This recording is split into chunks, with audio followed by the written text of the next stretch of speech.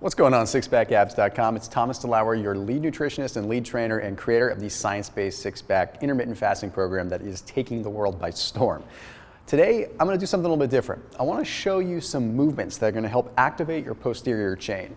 I'm talking about your hamstrings. Okay? A lot of guys, when they go into the gym, they focus on the quads. They focus on all their squats, they focus on their leg press, but they're never really activating the hamstrings the way that they should. In reality, the perfect leg should be 50% quad, 50% hamstring. Most guys are walking around with like 70% quad, 30% hamstring. And it's not so much about power. I mean, sure, that does play a big part, but it's more so about making sure you don't end up with back injuries later on down the line. Also so that you can remain limber, so that you can move around and all this stuff. Now that I've got a little kid, I'm definitely noticing when I'm down on the ground that my hamstrings aren't as strong as I would like them to be. I want to be more well balanced. So I started coming up with some ideas to do just simple at-home hamstring movements. And quite honestly, it's made a big difference just in the way of neural activation. So I'm going to go through these really fast. They're really easy. They're just some things that you can do at home to start really incorporating more of that posterior chain. This first one is going to be a hamstring glute bridge. We're going to do it single leg. So let me show you what it's going to look like.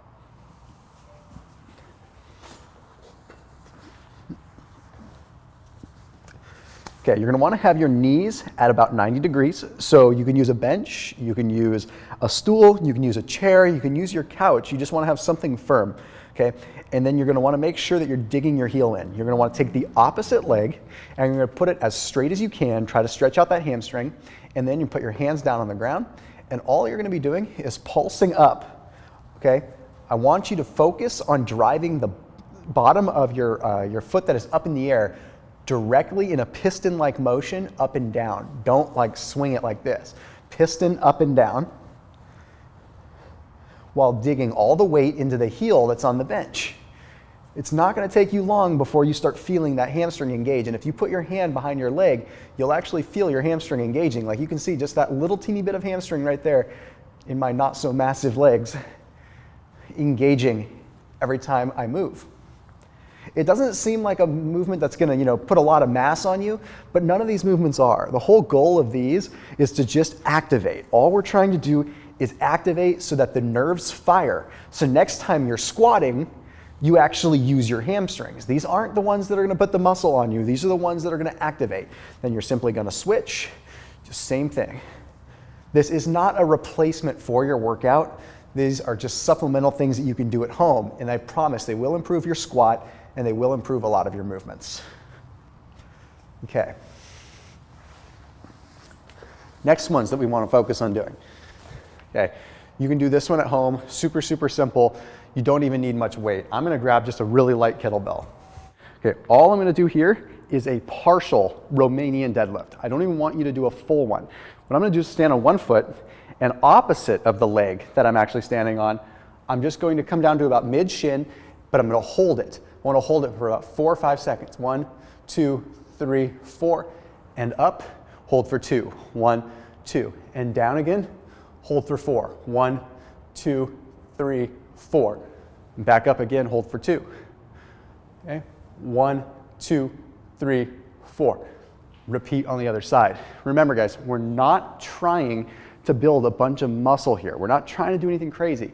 I can't overemphasize. All we're trying to do is neurologically activate. This way, when you go into the gym the next time and you actually put some real weight on, you're going to activate the hamstrings, therefore allowing you to actually build them there. It requires a little bit of extra homework to truly get the hammies going, okay? Now this next one isn't even really an exercise at all. It's more of a static hold, and it's super wild. It's called founder's pose. Okay, now founder's pose has been around for a while, but it's really getting popular again now. So I actually do this founder's pose when I get to the gym and I'm training legs, because it's a great way to start out and neurologically activate the posterior chain again.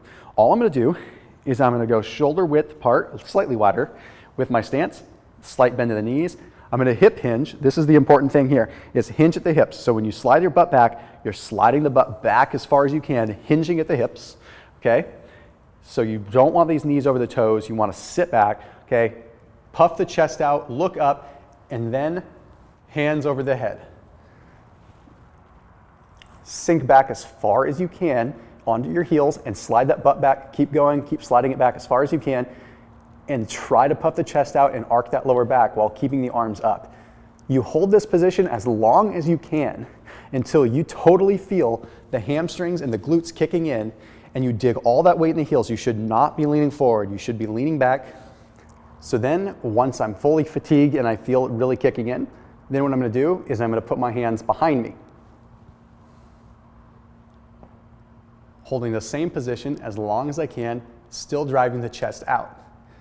If you don't start feeling that in your hamstrings, then you're either not doing it long enough, you're not hinging your hips back far enough, or you're not driving the chest out far enough. Those 3 little movements that collectively will take about 3 or 4 minutes out of your total day to do will improve your squat by probably 15 or 20% in a matter of just a couple of weeks. I'm dead serious, okay? It's gonna help you activate, get the power that you truly want.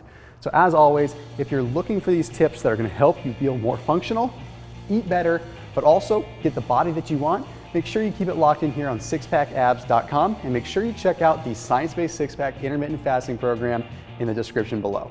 See you soon.